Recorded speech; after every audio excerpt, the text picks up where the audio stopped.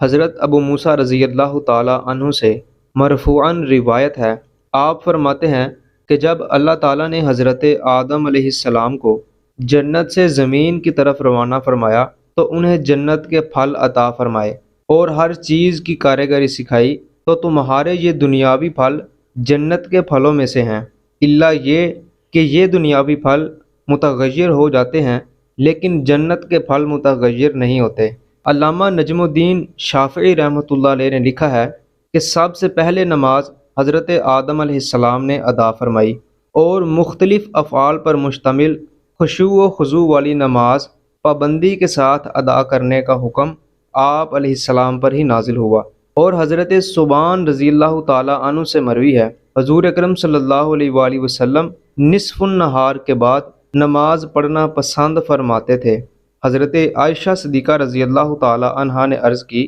میں آپ صلی اللہ علیہ وآلہ وسلم کو دیکھتی ہوں کہ اس وقت میں آپ صلی اللہ علیہ وآلہ وسلم نماز پڑھنا پسند فرماتے ہیں، اس میں کیا حکمت ہے؟ ارشاد فرمایا، اس گھڑی میں آسمان کے دروازے کھولے جاتے ہیں اور اللہ تعالیٰ اپنی مخلوق کی طرف نظر رحمت فرماتا ہے، اور یہی وہ نماز ہے جسے حضرت آدم، حضرت نوح، حضرت ابراہیم، حضرت موسیٰ اور حضرت عیسیٰ علیہ السلام پابندی کے ساتھ ادا فرمایا کرتے تھے۔ حضرت عطا رحمۃ اللہ علیہ فرماتے ہیں، حضرت عمر بن خطاب رضی اللہ تعالیٰ عنہ نے حضرت کعب رضی اللہ تعالیٰ عنہ سے فرمایا، مجھے اس بیت یعنی خانہ کعبہ کے بارے میں بتاؤ، اس کا کیا معاملہ تھا؟ حضرت کعب رضی اللہ تعالیٰ عنہ نے عرض کی، اللہ تعالیٰ نے حضرت آدم علیہ السلام کے ساتھ خانہ کعبہ کو آسمان سے نازل فرمایا، یہ کھوکھلے یاقوت سے بنا ہوا تھا، اور حضرت آدم علیہ السلام سے فرمایا،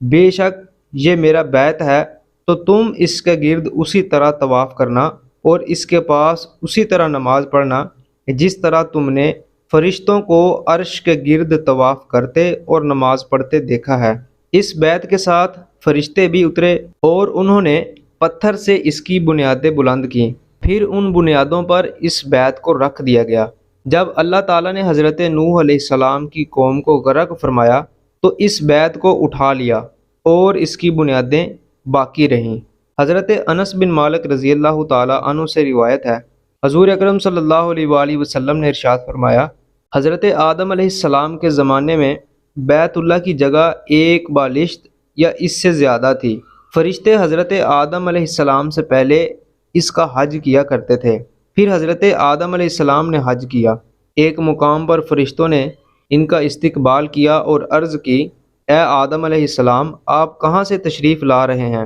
انہوں نے فرمایا، میں نے بیت اللہ کا حج کیا ہے۔ فرشتوں نے عرض کی، بے شک آپ سے پہلے صرف فرشتوں نے اس کا حج کیا تھا۔ اور حضرت وہب بن منبہ رحمۃ اللہ علیہ فرماتے ہیں، جب اللہ تعالیٰ نے حضرت آدم علیہ السلام کی توبہ قبول فرما لی اور انہیں مکہ کی طرف سفر کرنے کا حکم دیا تو زمین کو ان کے لیے لپیٹ دیا، یہاں تک کہ آپ علیہ السلام مکہ مکرمہ پہنچ گئے، اور ایک مقام میں فرشتوں کی آپ علیہ السلام سے ملاقات ہوئی تو انہوں نے خوش آمدید کہا اور عرض کی، اے آدم علیہ السلام، ہم آپ کے حج کی نیکی کے منتظر تھے، جب کہ ہم نے آپ سے 2000 سال پہلے اس بیت اللہ کا حج کیا ہے۔ تعمیر کعبہ کے بعد اللہ تعالیٰ نے حضرت جبرائیل علیہ السلام کو حکم دیا تو انہوں نے آپ علیہ السلام کو حج کے تمام احکام سکھا دیے، پھر وہ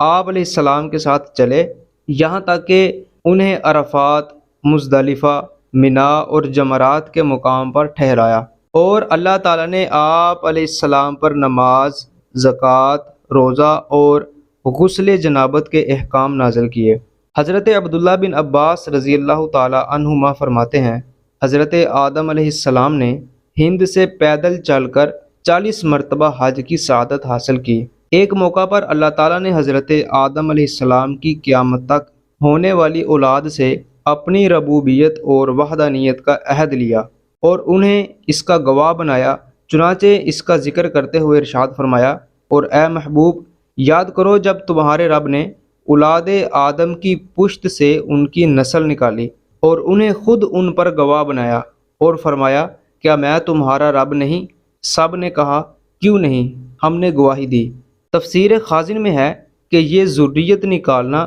اسی ترتیب کے ساتھ ہوا جس طرح دنیا میں انہوں نے ایک دوسرے سے پیدا ہونا تھا، یعنی حضرت آدم علیہ السلام کی پشت سے ان کی اولاد اور اولاد کی پشت سے ان کی اولاد، اسی طرح قیامت تک پیدا ہونے والے لوگ نکالے گئے۔ اللہ تعالیٰ نے ان کے لیے ربوبیت اور وحدانیت کے دلائل قائم فرما کر اور عقل دے کر ان سے اپنی ربوبیت کی شہادت طلب فرمائی، تو سب نے کہا کیوں نہیں، ہم نے اپنے اوپر گواہی دی اور تیری ربوبیت اور وحدانیت کا اقرار کیا۔ اللہ تعالیٰ نے اس عہد میثاق کی حکمت بھی بیان فرمائی ہے، چنانچہ اللہ تعالیٰ نے قرآن مجید فرقان حمید میں ارشاد فرمایا، یہ اس لیے ہوا تاکہ تم قیامت کے دن یہ نہ کہو کہ ہمیں اس کی خبر نہ تھی، یا یہ کہنے لگو کہ شرک تو پہلے ہمارے باپ دادا نے کیا اور ہم ان کے بعد ان کی اولاد ہوئے، تو کیا تو ہمیں اس پر ہلاک فرما دے گا جو اہل باطل نے کیا۔ یعنی اے اللہ کی ربوبیت کا اقرار کرنے والو، یہ گواہ بنانا اس لیے تھا تاکہ تم قیامت کے دن یہ نہ کہہ سکو کہ ہم جو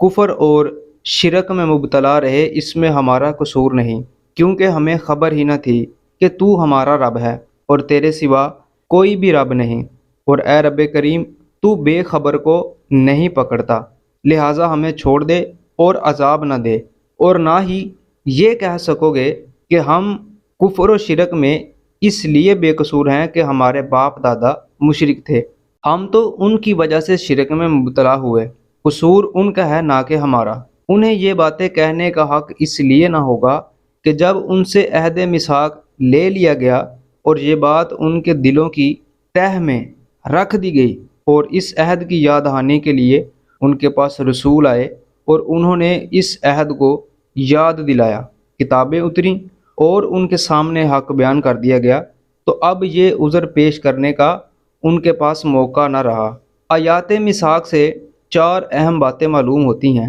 پہلی بات یہ معلوم ہوتی ہے کہ عمومی طور پر شرعی احکام میں بے خبری معتبر نہیں۔ کوئی یہ عذر پیش کر کے کہ مجھے معلوم نہیں تھا، اللہ تعالیٰ کے عذاب سے نہیں چھوٹ سکتا۔ دوسری بات یہ معلوم ہوئی، ہر شخص پر فرض ہے کہ ضرورت کے مطابق دینی مسائل سیکھے۔ تیسری بات یہ معلوم ہوئی، باطل عقائد میں باپ دادا کی پیروی درست نہیں۔ اللہ تعالیٰ نے ہمیں عقل اور شعور بخشا ہے، لہٰذا خود تحقیق کر کے درست عقیدے اختیار کرنے چاہئیں۔ اور چوتھی بات یہ معلوم ہوئی، گناہ کی بنیاد ڈالنا اگرچہ بڑا جرم ہے، مگر گناہ کے مرتکب لوگ خود بھی مجرم ہیں۔ وہ یہ عذر نہیں کر سکتے